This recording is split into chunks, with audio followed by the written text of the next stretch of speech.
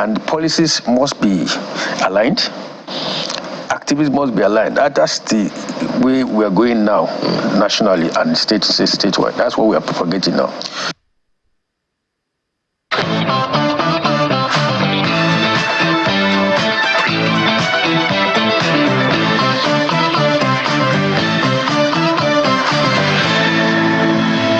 That's where we're at right now. So for one more day, we find out why Nigeria is still battling with what the WHO has called the disease of poverty, cholera. In 2024, the death toll keeps rising, and those are the ones that are confirmed or reported officially. One wonders what's happening behind the scenes. So let's speak with an expert again this morning to equip you with the right information you need during these times. We're joined by Dr. Cholera Roberts. She's an associate professor of public health, College of Medicine, Unilag, and past vice president, Association of Public Health Physicians of Nigeria, Lagos chapter. She's right here with us in our Lagos studio. Good morning, madam. Good morning. Nice to have you here again. Here we are again. I know. This time, disease of poverty. And I know that alone just shocks you. But again, when you look at the indices, it's maybe not shocking. But we're in 2024. We expected that we'll have gone ahead of all of this, especially because COVID-19 came and said it's prepared our health system to fight, others. But here we are right now. But let's get a general sense of how you are internalizing this as a public health personnel before we talk about the whys, the whats, and the rest. It's very difficult to say at this point how any one of us as public health physicians would be internalizing this, because it's so painful to have a situation where we're saying, I told you so. Right. Because this is essentially what the situation is. When we were dealing with, let's go back to Ebola, 2014, 10 years ago. It exposed gaps in our health system, and we had the opportunities which we took to address some of those gaps. And I'm going to say a big shout out here to the army of epidemiologists, field epidemiologists and laboratory technicians we had, who with their work on polio eradication, can you see how everything gets linked? Right. On polio eradication, were able to help us with that 93-day wonder of Ebola, and we continued along that line. The health sector continued along that line to strengthen parts of the health sector to be able to deal with such challenges, because invariably the challenges will continue to come. That we know. What are you going to do about it? You cannot tell me that you are living in a house, they say armed robbers are on the rampage. You have a window that has not been fixed, and then you still don't fix it. And then you start complaining, armed robbers broke into my house. People will ask you questions. And that's exactly what we've done. We rolled on from Ebola, COVID came, we again took the opportunity, we kept calling and shouting and took the opportunity to ramp up those gaps in the health sector. And the major gap we have is universal access to care.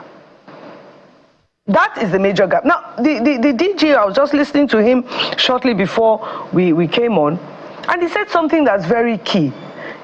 Many of these things are outside of the health sector. So let's take cholera case in point. Water supply. Is that doctors and nurses, physiotherapists, pharmacists? No. Water supply is critical. Access to clean water is critical. Access to knowledge of what to do in terms of sanitation is critical. You cannot have a situation where you are living in a place where people are defecating into the same water that you are collecting to cook food, wash plates, and you tell me that you have an adequate water supply. And yet, with all the urban slums you see around us in Lagos, that's what we are seeing. And the government has said that, tiger nut sellers, particularly the ones that are not regulated on the streets, are partly responsible for this. And it ties to the point you're making. They use water to make the tiger nut. Where did they get the water from? Good question. What process did they go through? Who's even deciding whether or not they are producing this in a clean environment? So we really need to tackle this from the base. And you talked about access to healthcare. It's one thing to get infected. It's another thing to seek treatment and to have that treatment close by. Exactly. So this is a typical example, because people underestimate the speed with which a cholera episode with dehydration can kill an adult And I'm sorry to use you as an example, but my students are so used to this. Sir, please be upstanding for 1 second. Oh, absolutely. Look at a well-built, robust, healthy, young male adult. God forbid, sir. Please, you may be seated. Oh, I can sit now? Yes, you can. Oh, I thought I was going to stand. I just needed everybody to see the robustness of this healthy young male adult. Young male adult in his income-generating years. God forbid evil. Cholera epidemic. Number one, he won't survive. Number two, he'll be dead within 24 to 48 hours. Because in the first 24 hours, he'll need to put away 8 bottles. That's a hypothetical person we're talking about. Hypothetical. Yeah, no. Very allegedly hypothetical. Not 8 bottles like this. Somebody who is vomiting in 24 hours.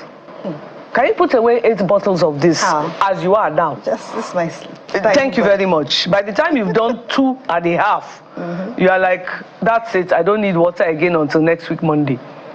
And that is what people do not take into consideration. The speed with which he will need to get access, the person would need to get access to adequate care that can put in an intravenous line. There's peripheral vein collapse. Do you understand? Now, we've all gone to parties, we've come back, and the next day we've had a bit of a tummy, and we are like, oh my goodness, and then you go to the loo 2, 3, 4 times, and you're all right. That's how it starts. And we're like, oh, done this, been there, done that. I know how to handle this. You do not. So at what point do you know how to handle? You don't. At what point? There's a cholera epidemic going on. If anybody around you has a funny tummy and has started stooling and vomiting, the time to go to hospital was 2 hours ago. You know, so Doc, water supply, potable water supply is really at the heart of this, you know, the management of this epidemic. But you know, for a lot of people, they provide their own water pretty much in this country. But some governments believe that the provision of public water, you know, in communities is their own definition of water supply, sadly so. Is that sufficient to help manage this public health emergency, which appears to be the next one? It's a very good question you are asking. So, you know, when we look at what is going on there, the question is that here is a water carrier collecting water from essentially a public tap.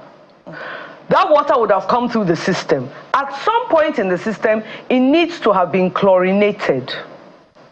You remember that trip you made in primary school to Iju Water Works, where they showed you the 4 tanks and they showed you the chlorination process? Well, my cousin showed me an article 2 days ago. It's costing 17 million naira to clear 1 container of chlorinated tablets.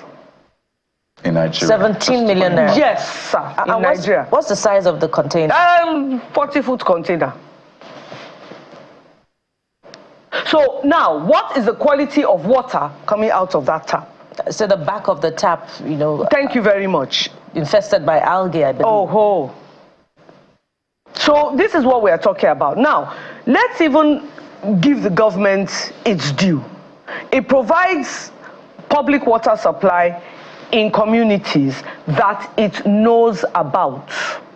One of the things we have seen in the recent 2 administrations is that there's been this upsurge of unrecognized urban areas, peri-urban slums, we call them. People just flooding into Lagos State. And I think the now DG governor of NCDC, who was the then Commissioner of Health, was talking about 100,000 people coming into Lagos on a daily basis who need water, sanitation, accommodation, education, who are unregistered. They are not captured on any database, so their own private details are not available for 100 naira. Nobody knows who they are or where they're living. Is there going to be a water supply there? Is there going to be electricity? Is there going to be anything that will enable them to take care of themselves? Are there going to be primary health care centers there that are staffed, equipped? These are the unrecognized peri-urban and urban slums that we're talking about. Forget that famous one by the University of Lagos. Well, which also brings me to my next question. We talked about chlorinating or sanitizing public tanks, but as individuals, for us, we provide our own water ourselves. Should we also be thinking about sanitizing our tanks also as individuals? And how often should that be? For anyone listening right now, who I'm sure some people don't even know, have never brought down those tanks. They just stay up there for many, many years. How often should these tanks be sanitized? It's a bit difficult to say how often. I don't think there's a blanket rule. I would certainly do it once a quarter. I do mine once a quarter, but that's because my household is small. Our use is a little, is not so much. But because of that, like you quite rightly said, algae could grow. And then, of course, in the rainy season, you may want to do it a bit more frequently. More importantly is at the point of use, what kind of water are you using and where does it come from? And what do you do? So right now is not the time to be drinking gari. Right now is the time to be eating eba. So that you boil the water very well before putting the gari inside it. But you could boil the water for gari. And allow it to cool down. People who cannot do without gari. That's what Kayode is just speaking for himself. He can't do it. Yeah, I own it. I love my gari once in a while. Yeah. And then even then, be careful, even the ice blocks. Because you're not going to boil. And I hope you're not on band-aid electricity. That's on bandit electricity. So you're boiling the water that even goes into the ice trays to go into the freezer. So these are all things that you now have to think about. That what strata of the population, and notice my hands are going progressively downwards, can do all that. Can chlorinate. Chlorinate, boil, disinfect, sanitize. And in this, all in the time frame of trying to even generate an income which you can use to pay your accommodation, electricity, transport to and from work, security, food. We didn't even talk about what. Did you say 3 tomatoes for 1,000 naira? 1,000 naira. I heard you this morning and I thought I was still dreaming. No, since last week, I believe, early last week, 3 tomatoes for 1,000 naira. About 5 of the bell pepper for 1,000 naira as well. So we're not even getting people eating well enough to get enough antioxidants and elements into their body to keep their immune status at a healthy level. But don't be too alarmed. I think it's just the area. Some areas you get 3, but some you get up to 10. But Doc, let's revisit, what the Lagos State government is reporting to be the cause of the outbreak here. And, that comes with a number of implications that I want you to speak to, which is the monitoring of the Food and Drugs Agency. Is this a matter of inadequate staff, which NAFDAC has consistently repeated, and or has NAFDAC been caught napping somewhere there in terms of the monitoring of these foods and drinks? Sadly, it is. It is, in the sense that there's inadequate staff. I'm sorry. The truth of the matter is, and I'm ready to stand anywhere and say it, the civil service simply doesn't pay enough to maintain the quality of staff needed to carry out these kind of processes. And this is across board. NAFDAC as part of it. I'm sorry, and that's just the truth of the matter. Because when you look at what the average civil servant, I'm not talking about those who have had to go abroad and supplement their local income with foreign exchange, those of us that are here. So then the second thing is that you're asking them to monitor, so let's practicalize it. You're asking them to monitor food vendors and what they do in the... So I live in Etiosa local government, but the area I've been given to supervise is... Ikorodu. Let's even be nearby, Koshofe. Right. I'm expected, because this is my daily duties or my schedule of duties according to the Nigeria Gazette, I'm expected to transport myself from my house to my place of work, which will now be Koshofe local government, and go around and supervise and see what they're doing. So, of course, I create a register. Who are the food vendors in this area? I have them listed by name and date and address. The ones that are registered, because you pay for registration. So the woman who was retrenched 2 weeks ago, who suddenly realizes that I can make kunu, I can make zobo, I can be selling for my children to go to school, she's not going to be registered. I'm not going to supervise. So that's a huge gap then. And we spoke with NCDC last week, right? He was seated right here and he showed us this chart. And I saw on it that we're actually not at the peak just yet. No. July, August. Thank you. Is the peak. Yes. I had a lot, it was like, it sent a shockwave down my spine to think that this is even just like the beginning of it. It may get worse July, August.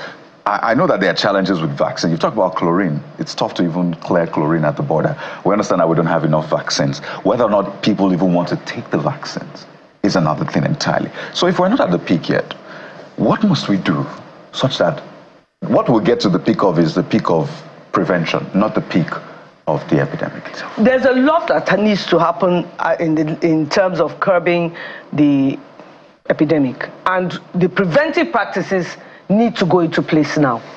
So we do need to look at that water supply issue. We do need to look at sanitation. We do need to keep doing what we're doing now, creating awareness and educating people. It's too late for a lot of primary school children because they're going to go on holidays in another 2-3 weeks.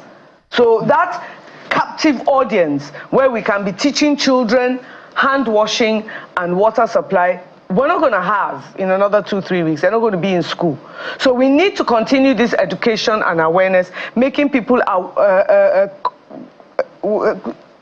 knowledgeable about their sanitation and refuse practices. And all this is out of the health sector. A doctor cannot come and be teaching you how to dispose of your refuse. You won't even listen because you need to have first been in the doctor's office sick for the doctor to be talking to you. We want to be talking to them before they even get to the hospital. So people need to be very, very, very knowledgeable about safe sanitation practices. And having said all this, big English, technical jargon, how do we practicalize it? When you now have people who will not even pay the PSP, I'm talking Lagos State now, the private, is it private sector? Something like that. Something, private sanitation, whatever. PSP. Providers. Yes, providers. Loma. All these things come at a cost. When I'm looking for, okay, did you say 10 tomatoes? For 1,000 naira, you tell me that's 10 tomatoes or pay Loma. What am I going to do? My children are crying with hunger. What am I honestly going to do? How do I practicalize this? So you've got the flies, you've got the refuse waste seeping into the groundwater, where I've dug a shallow well to draw water to cook and clean with. You've got people defecating openly everywhere. I was going to say that, because we used to have Wole, then they would check if you have your... Are you paying them enough salary to stay in the job? All these things are gazetted. All these, there are job openings. Do you want to come? There are job openings everywhere. I'm doing my bit here, and I love Doc, as far as this next public health emergency, you've talked about the preventive aspect, and it seems as if Nigeria has failed on that. But let's look at treatment.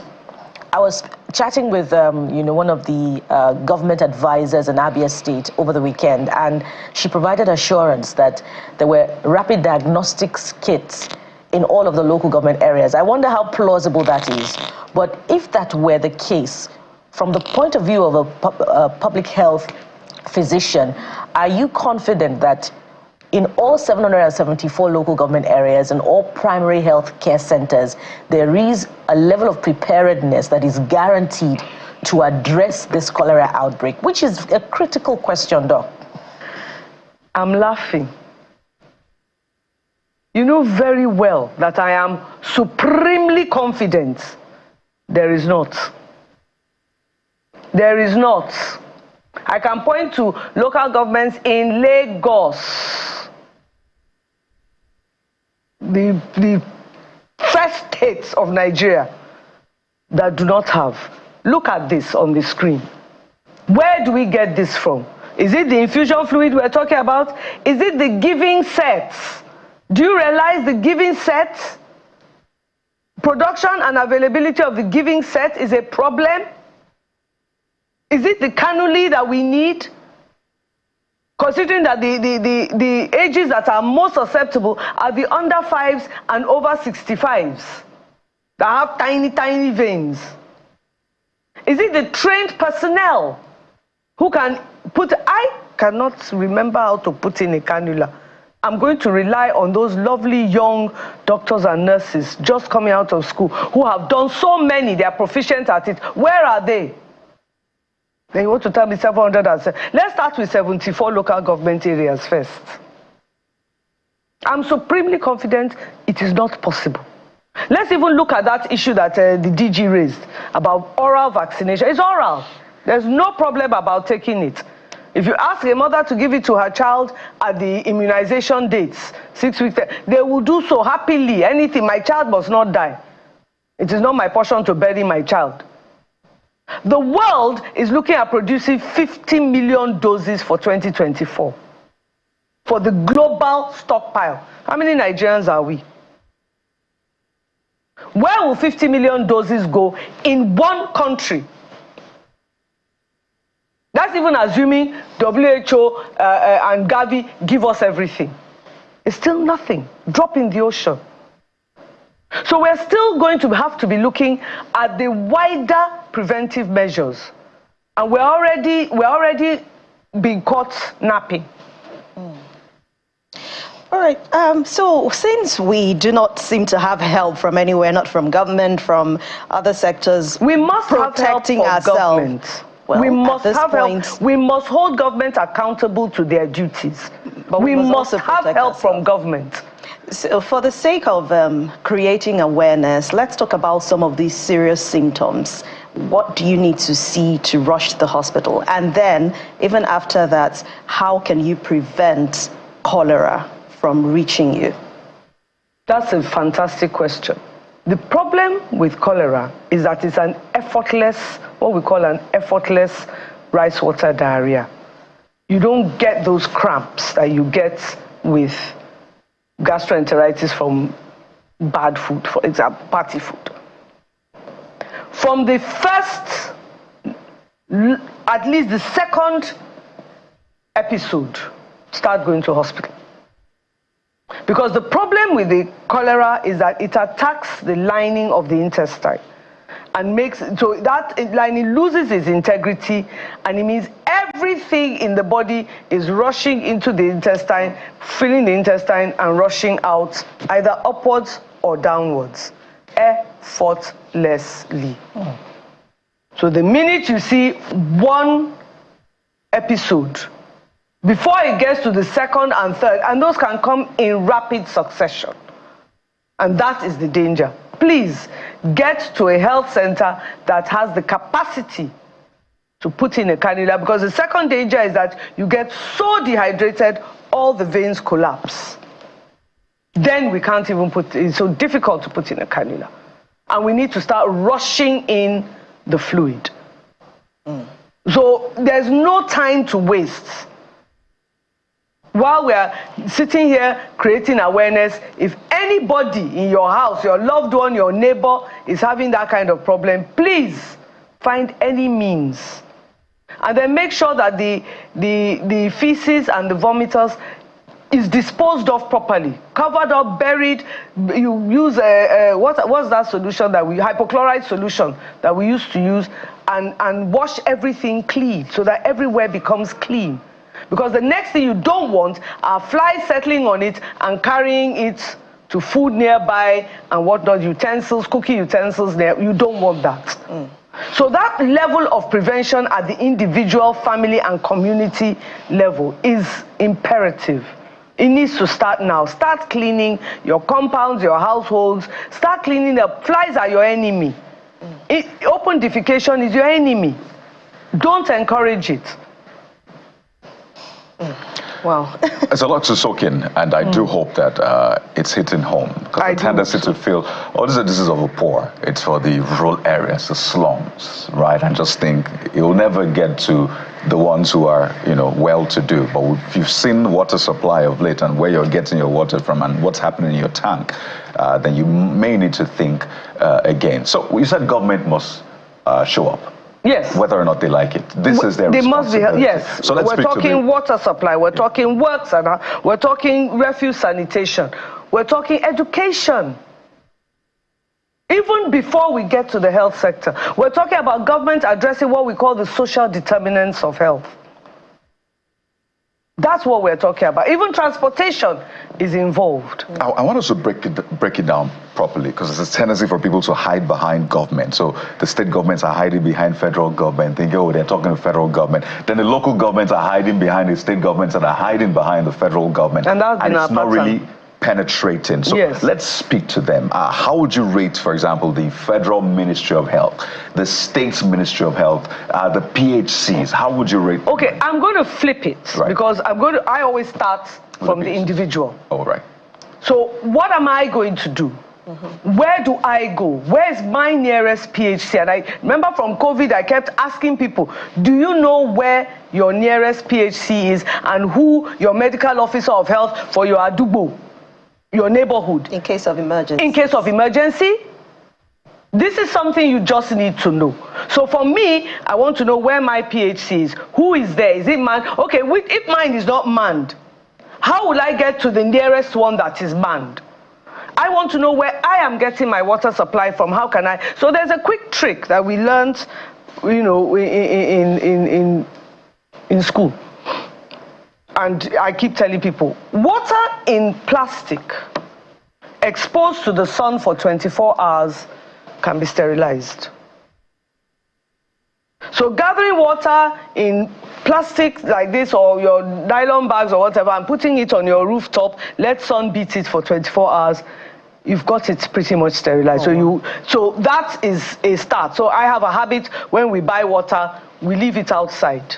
I don't know where it came from. I can't guarantee. But is it scientifically proven? Oh, yes. Oh, yes. So you don't need chlorine for that one? No. I'm assuming it's been chlorinated, but no. At least the sunshine, the UV rays has done quite a lot of work there. So it's one step. This is assuming you don't have the gas and electricity to be boiling. But the concerns about plastics again, the plastic. Sorry, sir. The plastic isn't going to kill you in 24 hours. Right. So it's. I'm sorry. You've got to weigh your pros and cons. Okay. You've got to weigh your pros and cons. So it goes back to government properly disposing of the plastic when you're done with it. With it, yes. No, it's even having, it's even having. Plastic is I should not have to have safe water in a plastic bottle. I grew up drinking tap water. From your home? Yes, in Lagos. But we don't have that. We don't have that anymore. Thank you. You understand. I grew up hearing my mother call the water company on yes, she had one of the 500,000 NITEL lines, and she could call that water stopped. What is going on? Sorry, ma, we are maintaining the. This was Lagos, 60s and 70s. Anyway, let's not digress. Sorry, where was I? At the individual level. Yeah. So that's what I need to know. Then at the PHC level, that's why I'm going to call the local government chairman into account. Are you funding the primary health care centers and making sure they have what they need? Because if at least the primary health care centers can deliver that first 24 hours of care, somebody has a hope. Surviving it. Yes. And it's not just putting several cartons of IV fluid and whatnot. It's having the personnel, trained personnel, who can recognize and initiate treatment.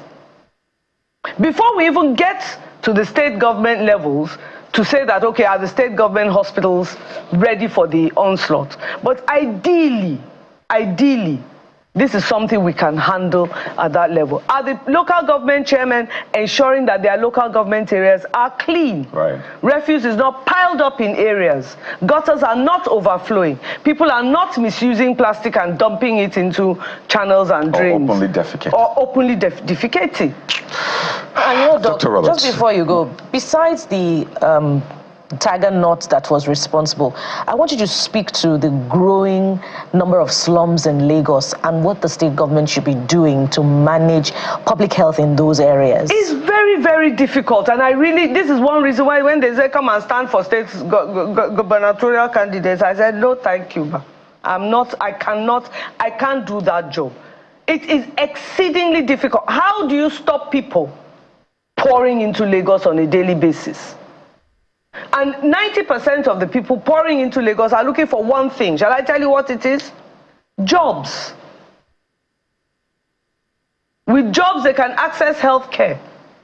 During COVID, we had so many people coming into Lagos looking for health care. And you remember we had an oxygen crisis. How do you stop people coming into Lagos? How do you stop the rural-urban migration? You have to go back to the rural areas and address the problem from there. So how do you want a state governor in Lagos or Port Harcourt or Enugu or any of the big cities that offer hope? How do you want them to stop people coming? Something to chew on. Well, the governors promised. In fact, they went and campaigned and said, we're going to resolve all of these things. So they have to put their thinking caps on. This is a challenge we have to resolve together, obviously. It's a conversation we need to have. But Dr. Cholera Roberts, we'd like to thank you so much for facilitating this conversation. We're glad we're having it. I will not stop equipping Nigerians with the information that they need. Dr. Roberts is Associate Professor of Public Health, College of Medicine, UNILAG, past Vice President, Association of Public Health. I'll have said former governorship aspirant. No way. He chose not to run. So thank you so much for coming on the show. Never. This morning. Thank you for your time, madam. Thank you so much for having me, and keep up the good work. Thank you, ma'am. We'll go to break now, and when we return, this is a man that has been described as an encyclopedia. You may have come across his social media videos where he's telling you senators from different parts of the United States and Nigeria and other things. He joins us next on the show. Stay with us.